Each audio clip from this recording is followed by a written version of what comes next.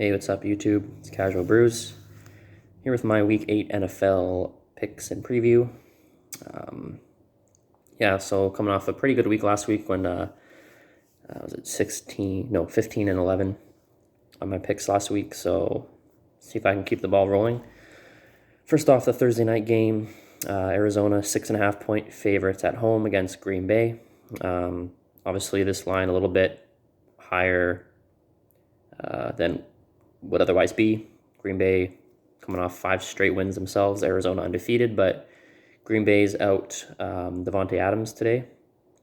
I'd say there's really no bigger loss at the receiver position when it comes to like how much a quarterback relies on that one guy. Maybe in the NFL, only really comparable I could think would maybe be like Stephon Diggs in Buffalo, or maybe even Jamar Chase to the Bengals and Joe Burrow.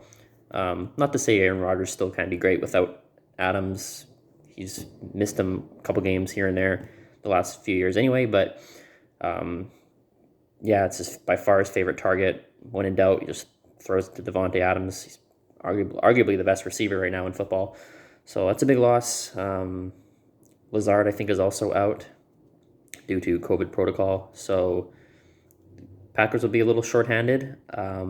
I still think they could keep this game close, but I just like Arizona right now. I've kind of bet against them a couple times. They look really good against the better teams. They've struggled with, they struggle with Jacksonville, struggle with Minnesota a little bit, but, I think they're going to be up for this challenge. Just the weapons, especially now, getting Zach Ertz. He's fit in great in his first game, and he'll probably have another big game tonight too. So I just think Arizona is too high-powered offensively, and then defensively they can kind of hang. Neither team's defense is like spectacular really, but I think Arizona can just keep up with a depleted Packer squad and cover the 6.5. I also like the over 50 in this game. Like I said, I just don't think each defense is really that great, especially the Packers. Their defense is a little shaky, especially in the secondary. So I think it'll be a lot of points for a Thursday night game. So I'm riding Arizona and the over. Next up, we got the Browns, 3.5-point favorites at home against the Steelers. It's a tough game to call. Looks like Baker should be healthy and playing. Not healthy really per se, but he's good enough to go. I don't know. Pittsburgh's been kind of middle of the road on both sides of the ball. Well, defensively, actually, they're one of the better units, I'd say, but their offense has kind of been hot and cold. They struggled with Seattle. We're lucky. We're barely won that game against Geno Smith. Coming off a bye, so we didn't get to see what they looked like last week. But yeah, the Browns, I think they really need a good effort here. They've been sputtering the last few weeks, albeit with the kind of close, ugly win against the Broncos on Thursday night last week. I think it's a good spot for the Browns to get right a little bit. I think Landry might be out, which sucks for them, but I just think they can build off of, a kind of a gutsy, gritty win on Thursday night and maybe come in and have a good game against the Steelers and get back on track. So I like the Browns minus 3.5. I also like the over 42.5. These two teams scream under, but I just think it's kind of a low total. Cleveland can still move the ball. Their defense has kind of been hot and cold again as well. I think the Steelers can at least maybe get like 17, 20 points here. And the Browns, 23, 27, something like that. So I like the over barely in that one. Next up, we got the Bears are 4-point underdogs at home against the 49ers.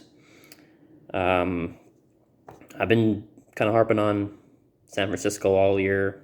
Not a believer in them. Not a big believer in Jimmy G, Shanahan, everything. It's tough to bet on the Bears considering, they've looked like crap at times. Like they got killed by the Bucs last week. Bucs are obviously really good.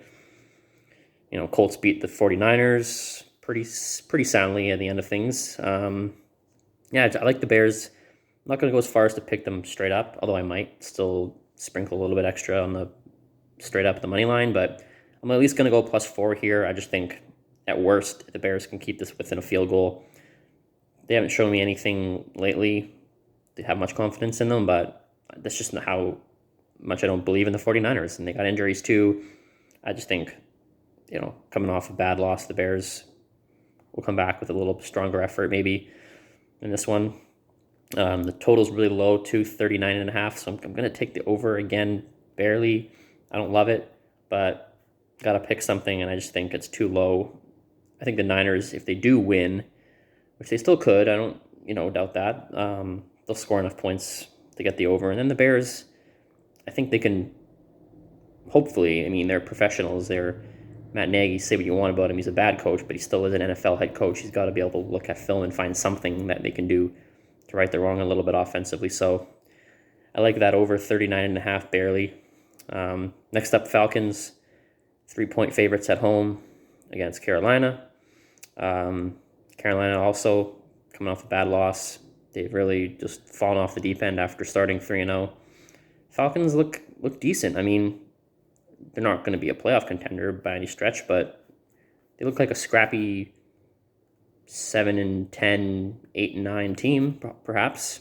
They'll play teams tough. Matt Ryan still looks pretty good. No one's really talking about him, but he's having a pretty solid year on a bad team. Kyle Pitts obviously is coming on. He had a really good game last week too. Their defense is okay as well. It's maybe not as bad as Falcons' defenses in the past have been.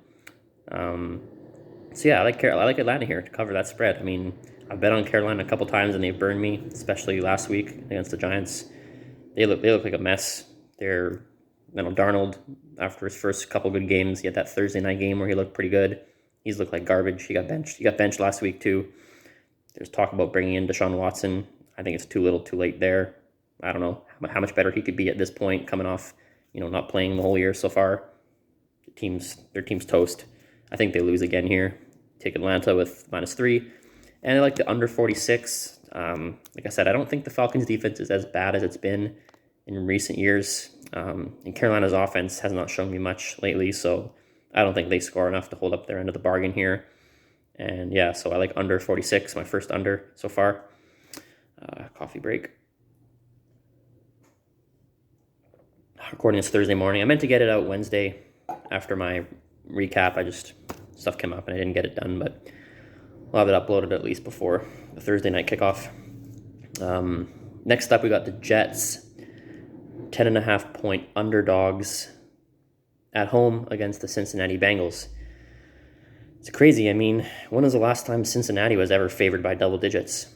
As bad as they've been in recent years, it seems crazy, let alone on the road. But just goes to show you the Jets are still bad. Bengals have turned a corner, coming off a huge win against the Ravens. They've looked pretty good all year. I'm going to feel really stupid if I'm wrong about this pick because, it's the Jets. And they got killed last week. I just think it's still a little early. Bengals are a young team. It's still a little early to bet them in as a double-digit favorite on the road. I know it's the Jets. They're probably like the third, maybe second worst. I think it goes Houston, maybe, then Miami, and Jets. Maybe Jets are probably honestly the second worst team behind Houston. I just think it's still too early. I think if this game were closer to the end of the year, maybe Cincinnati really fighting for a top spot in the AFC. It'd be easier to think they would come out and take care of business here. They're still going to win, obviously, but I just think 10.5, even maybe 9.5, I'd feel better about, get within that 10-point range, like a 27-17 kind of game or something. But yeah, I just think 10.5 is a little too much. I'll feel really stupid if I'm wrong because I bet on the fucking Jets against a team that's right now number 1 seed in the AFC, looking great on both sides of the ball. I have this hunch. I don't know. I like the coach for the Jets, obviously. I just think coming off that embarrassing loss to New England, they'll have some pride and at least keep this game somewhat close. I also like the over 42. I just think the Bengals alone offensively are pretty solid. And I don't know, Joe Burrow, as great as he's been, could still throw a pick or two. He's a gunslinger. Nothing wrong with that. See the Jets just playing for a bit of pride here. Still got some solid players on both sides of the ball. Not many, but I just think it's a pride game. I think, here. So give me over 42. It's just too low. Next up, we got the Rams, are 14.5-point favorites at Houston. Like I just said, Houston Texans, probably the worst team in the NFL. It's pretty clear to say that. I've been betting against them most of the year. I bet actually them to cover that huge spread against Arizona, and they didn't. I think Rams coming off a kind of a too close for comfort win against Detroit. They probably didn't like the way they played, especially offensively. I think this is a flex your muscles type of game if you're the Rams. Houston's not exactly a hostile environment. I'm sure the crowd's not going to be exactly screaming and cheering all that loud. Like, what do they have to cheer for right now? Houston just dumped Mark Ingram.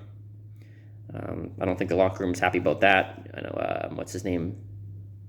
The guy, the receiver, Cooks, already sent out a tweet like, oh, this is bullshit and this and that. So I could see a big blowout coming up here, just like last week, the Rams.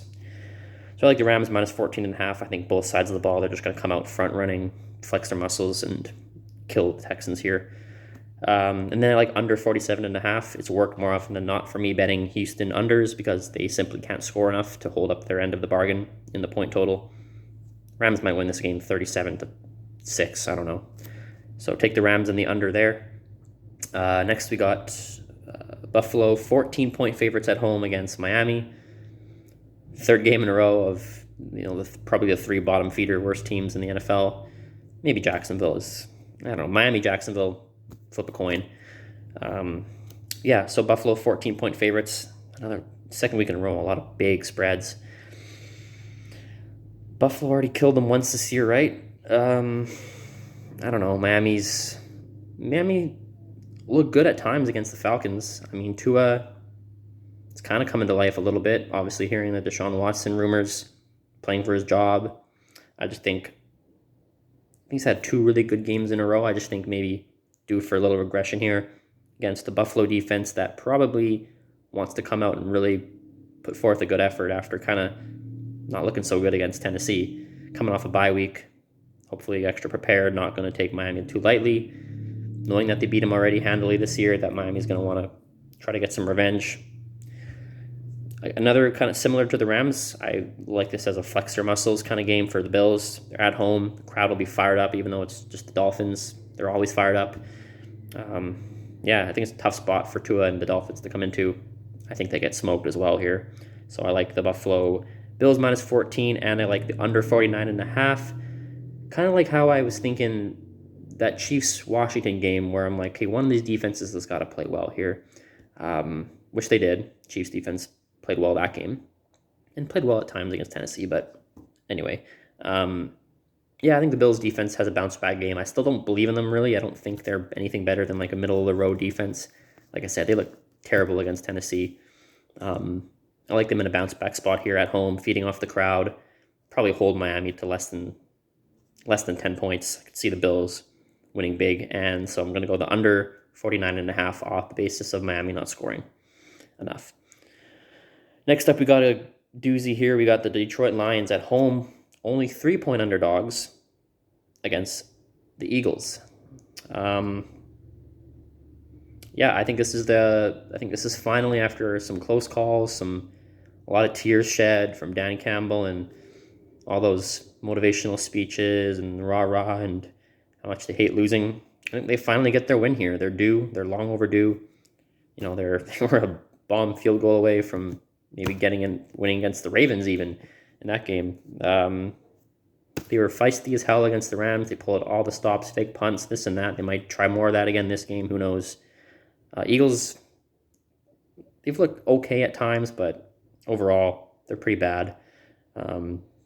Got a couple games where they've been getting blown out, and then they've made it close in the end to bring it within a couple touchdowns to make it look respectable, but they stink. The roster is just bad overall. Thankfully for them, they have, I think, 3 first-round draft picks next year. One being the Miami Dolphins first-round picks. That'll be a good one. They need help on the offensive line. They need some help on defense. I still think they should give Jalen Hurts at least one more year. Don't jump ship on him yet. There's just too many other holes on that roster. I think Detroit gets their win here. I'm going to take them. 3 points isn't much anyway. I'm just going to take them straight up to win the game in this one. And like the over 48, the Lions showed some flashes offensively. They got 19 points, it was, against one of the better defenses in the league, in the Rams. I think they can have a good offensive game here. And the Eagles, again, kings of garbage time points. They might be getting beat pretty bad and score 2 touchdowns late or something again. Who knows? So I like the over 48. It's a little high. I don't love it.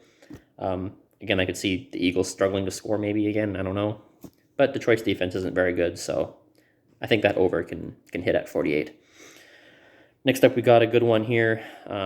Maybe one of the better games on the slate. The Colts, 1-point favorites at home against the Titans. I like the Colts. I almost slipped and said Titans. I mean, it's tough not to like the Titans after they just demolished the Chiefs, Bills. But the Colts coming off their big win. I just look at the roster. I just like the Colts roster. I really do. Wentz is kind of finding his groove, getting a little bit of that MVP mojo back that he had in 2017, was it? He's looking good. They got a good game plan. They run the ball well, and they can set up deep shots to Pittman. I don't know if Hilton will be back in this game or not, but I just think overall the receiving corps is pretty solid. The tight ends, Mo Alley-Cox. Defensively, they're solid, especially up front. They're pretty good up front. Their secondary is a little suspect, but I just think their defense up front will do a decent job at slowing down Derrick Henry a little bit. And then, I just think they'll slug it out in this game. I like the Colts -1, and I like the over 51. These two teams just score a lot. Tennessee's defense is pretty bad, so I think Colts won't have much problem scoring. And then, kind of like in the game against the Ravens, maybe the Colts defense. I think the Colts defense plays really hard, especially up front. And when you're smashing against Derrick Henry, they might tire out, and Tennessee could get some points late in this one. It'll be a close game. I could see it being something like 30-27, maybe. Yeah, like 30-27, something like that. 30-24 Colts. So I like the over 51 here. Two teams that just don't have problem scoring. Next up, we got, oh boy, Seattle -3, only -3 at home against the Jaguars. I mean, even as bad as the season's going, if Russell Wilson's playing this game, there's no way they're favored by anything less than a touchdown against the Jaguars. I remember in the Legion of Boom era, I think they might have been at Jacksonville, and I think they were favored by like 16, 18 points or something silly like that. So this is a real shock back to reality. The current state of the Seahawks and Geno Smith offense, that they're only 3-point favorites at home.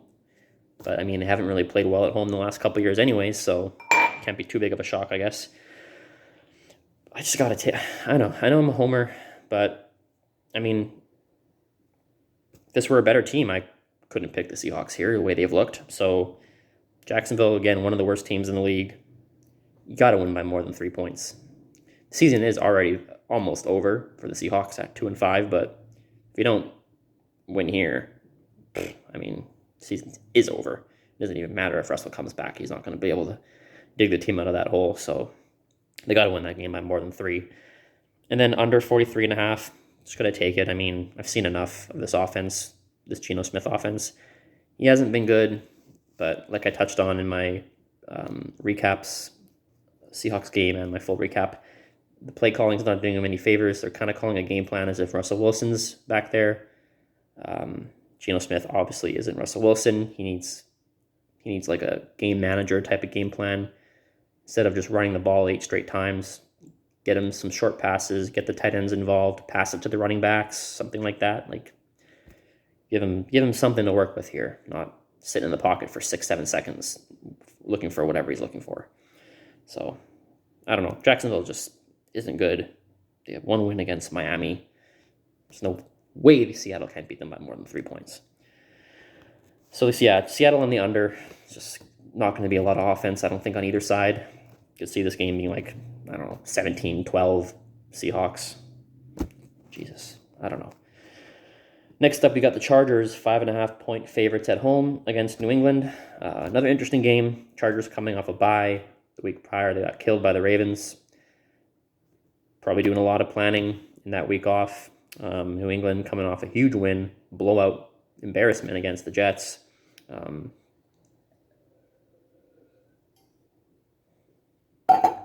Yeah, I like the Chargers here. I mean, I think it'll still be fairly close. I think it could be a one touchdown game, maybe a 10-point game.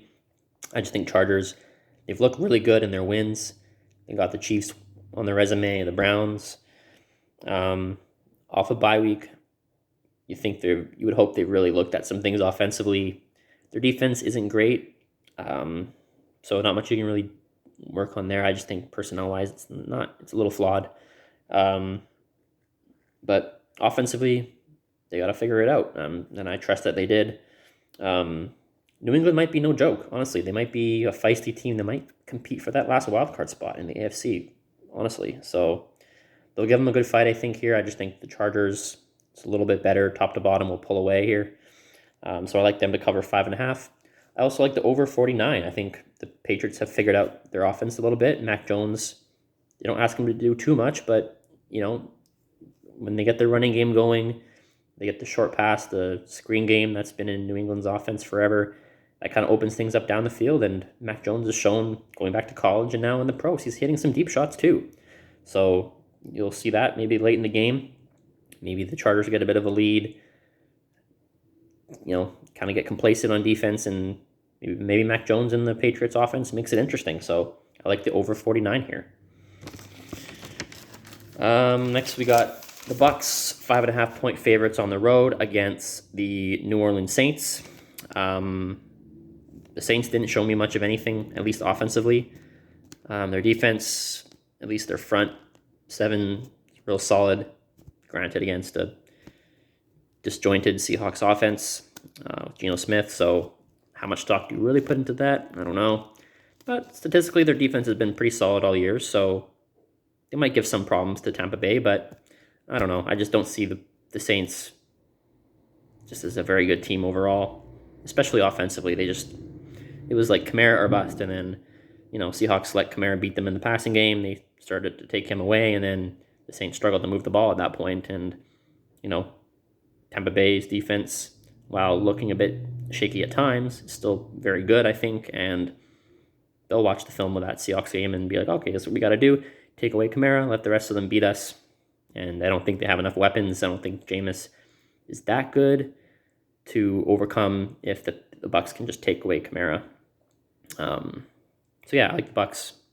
Again, coming off a huge win against the Bears. Brady's good at keeping everyone composed, not overlooking anybody, not getting too high, not getting too low off, not getting too amped up off a big win. They'll come in firing, in a hostile environment, but I like the Bucks to cover that fairly comfortably, actually. 5.5. Give it to me. And then I like the under 50. Like I was alluding to, I just don't trust the Saints to score, to move the ball well. Kamara or bust kind of offense, especially if Taysom Hill's not back. It's just going to be hard for them to pull their weight on that point total.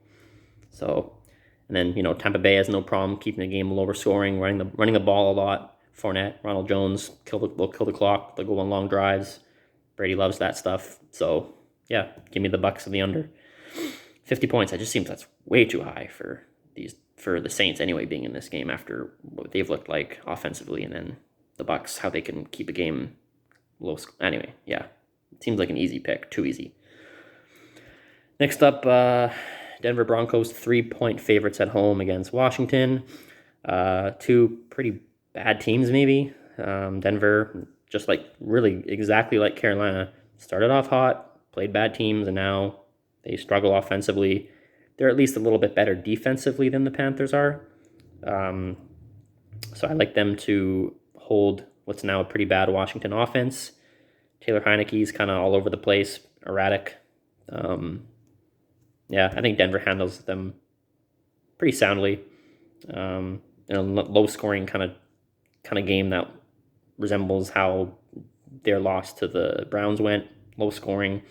Teddy Bridgewater, I don't believe in him, but he's better than Heineke. Their roster is a little better overall, top to bottom. They have some weapons offensively. They're a quarterback. They're a good quarterback. Maybe a Deshaun Watson away from being still a legit team. Defense is solid. Running game's pretty good. Offensive line is decent from what I've seen. Yeah, they just get poor quarterback play. So, but yeah, Washington they stink. I'll take Denver to cover that. And the under 44.5. Washington's defense hasn't really been good all year. It's been pretty bad, but they still have some good pieces on that defense. And just Denver struggles offensively, so it's going to be a low grudge game. This game could also be like 20-13 or something like that. So I like the Broncos on the under. Next up, we got the Sunday night game. Had a really, really, really hard time picking this because I've been on Dallas all year. They've covered every time I've picked them, I'm pretty sure. But Dak's banged up. If Dak was fully healthy, I would most certainly take the Cowboys, but he's got a calf injury. He's as tough as it gets in the NFL from the quarterback position, so he's going to play. But even though he's a good pocket passer, still part of his game is that threat to run. He can run well. He can get out of the pocket too. He likes to roll out and likes to do those roll out to the right and throw, down the sideline on out-breaking routes and that kind of stuff. And it could just be a little tough for him to do that with that calf injury. So, and Minnesota's a good team. Like, Minnesota should have beaten the Cardinals, given them their only loss. They beat the Seahawks with Russell Wilson. They've looked good. They got a pretty good roster. Kirk Cousins is playing not at an elite level, but he's at that next tier of like really good quarterbacks this year. And the running game has been incredible. Whether it's Cook or Madison, you don't miss a beat with either one, really. They run the ball really well. Defense has been solid for the most part. They had that 14-7 loss against the Browns, so at least that showed you something defensively from them. I think that game was I think game in Cleveland. I don't know. Yeah, weird game that was, but I don't know. I think they can. And they also kind of have Dallas's number. Didn't they beat Dallas in prime time a year or two ago? I think maybe. I don't know. I think it was a Sunday night game. I think they beat the Cowboys. But anyway, it's kind of irrelevant. But yeah, I +1, or just take them outright, honestly, whatever. Yeah, I like Minnesota. I'll just take Minnesota. The line might even move. I don't know. I'll just take Minnesota to win. It's a +1, -1 game. So take Minnesota outright. Just off of Dak being banged up, honestly. I think that's the kicker. These two teams are pretty evenly matched otherwise, but I would pick Dallas if Dak was 100% healthy. He's not. Also, Minnesota coming off a bye, a little more time to prepare. Dallas is on a bye too, but I don't know. I like the Vikings. I don't love it. If Cowboys got it out, win, wouldn't be surprised, but yeah, I like Dallas. Actually, and I like the under. I think it's the first time I've bet the under on a Dallas game, but it's 55. That's huge. Dallas just gets overs, but again, Dak being banged up, and Minnesota playing pretty well defensively. And they run the ball well. That obviously drains more of the clock, less time to put up points. And if Dak is banged up, they'll also try to run the ball more. Zeke and Pollard, you got two teams with two running backs. They can change each one in and out and not miss much of a beat there. So even though I think there's going to be a lot of drives that end up in points, I just think the nature of these two teams offensively running the ball, it's going to be tough to hit 55, I think. So I like Minnesota and the under here. Lastly, the Monday night game, Kansas City -9.5 at home against the Giants. Another hard one to pick because obviously Kansas City looked terrible against the Titans. Every reason in the world to pick the Giants to cover that 9.5. It's quite a lot. Coming off their big win against the Panthers, but fool me once, fool me twice. I don't know. I'll officially make this my last call on the Chiefs. If they lay another egg here, I will not make a bet like this again. I just think Super Bowl pedigree, Patrick Mahomes, the veterans on that roster, the experience, the coaching, they'll figure something out. At least offensively, they'll figure something out here. They might still suck on defense. If you're bad defensively, I think it's a little tougher to get right. You just maybe don't have the right personnel. You don't have the right players. Offensively, I think you can figure out things a little bit more. Still all the same guys from the Chiefs offense that lit the world on fire. Last year, year before, this and that. The guys are all still there. Players are all still there. They've been a little banged up. I think Tyreek and Kelsey have been kind of banged up. Hopefully, maybe they're a little more healthier for this game. I don't know. I just think the Chiefs got to figure something out. They're too good. They're too well coached. Something's got to, they got to figure it out. And this is a good spot. The Giants team, I think that maybe that was more about Carolina just being bad than the Giants being really good and the fact that they blew them out. Yeah, I like the Chiefs to cover. A bounce back game, a get right game at home. If this game was in New York, I'd feel maybe not quite the same, but game at home in front of their fans, they'll still be rowdy as ever. I like the Chiefs to really get a bounce back game and front run. They may not be totally fixed, but this could be maybe almost a false sense of security game where they really, against the still not a very good Giants team, for them to bounce back, drop a 40 bomb on them or something like that and get right, even just for 1 week, and then maybe they fall back to earth next week, the week after again, who knows. So I like the Chiefs, and I like the over 52.5, again, because I think Chiefs offense can maybe figure it out. Defensively, maybe not so much. Maybe they never will. Defensively, maybe they're just not good. And yeah, so I think Chiefs alone could honestly get right and put up 30 to 40 points in this game. And then the Giants can do things offensively too with Daniel Jones. They'll score 17, 20 points, maybe too. So give me Chiefs in the over to wrap it up. I'm going to do something different this week. I'm going to make a lock of the week. Maybe something I put a little extra money on. I don't know. We'll just do that to add a little sprinkle into things here. My lock of the week, I guess we'll say it could be either a spread or an over-under. I'm not going to pick one of each per se, but yeah, my lock of the week is the Falcons -3. Falcons -3. Like I alluded to, Carolina just isn't good. The Falcons, I think, are frisky. They may not be a playoff team, but I think they'll be solid. I think they'll play everyone pretty tough, honestly. Matt Ryan's having a quiet, good year. Their offense is moving the ball. Defensively, they're not terrible. So, yeah, that's my lock. That's the bet I feel the most confident in this week. Yeah, Falcons -3. That's my best bet, my lock of the week, whatever you want to call it. Falcons -3. Yeah, and we'll see you guys after this weekend's games.